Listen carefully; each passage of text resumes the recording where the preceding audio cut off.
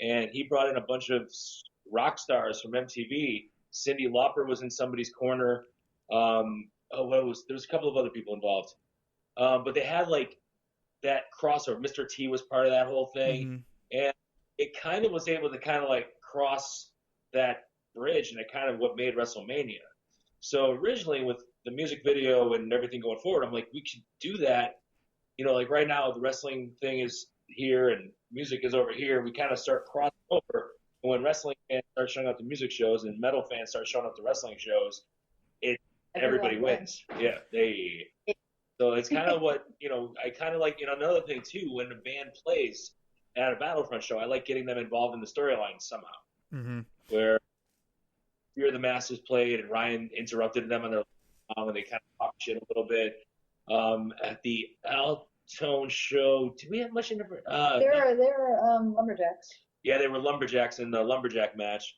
So trying to get a little bit of like that crossover where, if you ever see the, at some point in time somebody ends up taking, popping someone in the mouth or whatever, oh my God, it keeps it interesting. It gives it another level of storytelling throughout the course of the. And I think that's really cool because, like I said, you're getting so much from one Battlefront show. You're not only there for great wrestling and great wrestling characters, as soon as Ryan did that at the Elk show, I was just like, this is my guy right here. Him and the Governors, man, those guys are some first class heels. And I absolutely love what they do and how they do it. But I think that's a great thing that you see that, and we can bring both those things that are so similar together in a really just an amazing way that really just kind of showcases the fact that, professional wrestling and music belong together and have always belonged together, to be honest with you. And I think it's a great, great, great key. Just saying. And then, if one time you wanted to use like a podcaster in one of your wrestling shows, I know a guy. All right. I'm always looking to open up and do more stuff. Maybe doing a podcast where you come down and talk to the workers. Hey. Somehow and be like that. You could be like the Bob Uecker of WrestleMania. I don't have an original idea in my head. I just try to recycle. Hey, it's. I don't mind being a little ringside interviewer. You know what I'm saying? I can do my best Mean Gene turn around when the SummerSlam sign goes and go, oh shit. Classic. Yeah, it is. So, but before we wrap this up, I just want to say thank you guys for giving me your time today. I know we're all kind of dealing what we're dealing with in the world, man, but it's good to have a good conversation and just talk about music, man, because, like having that passion for this music, and you both definitely do. And I absolutely, anytime from the time I met you, Scotty, you've just been like a great positive force when it comes to music. And I wish more people were like you, who not only are accepting of people, you bring people in. And then on top of that, you showed me something else that I really, really enjoy, which is, Battlefront and stuff like that. So thank you for that. Well, thank you for noticing. I appreciate it. Right? So my last question for you guys is, you guys released a record last year.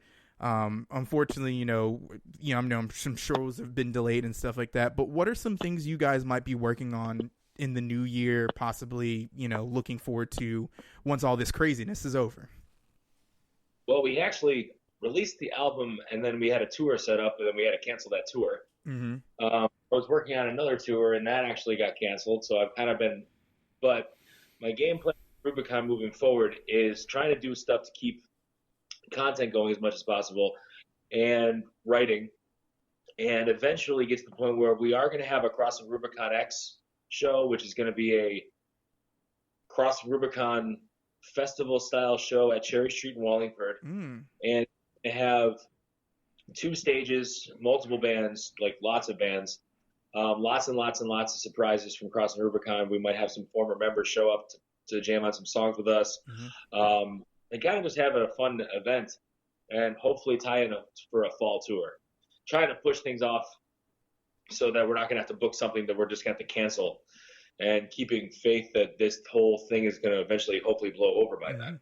So we got a date. I believe it's August 27th. I'll have to look it up.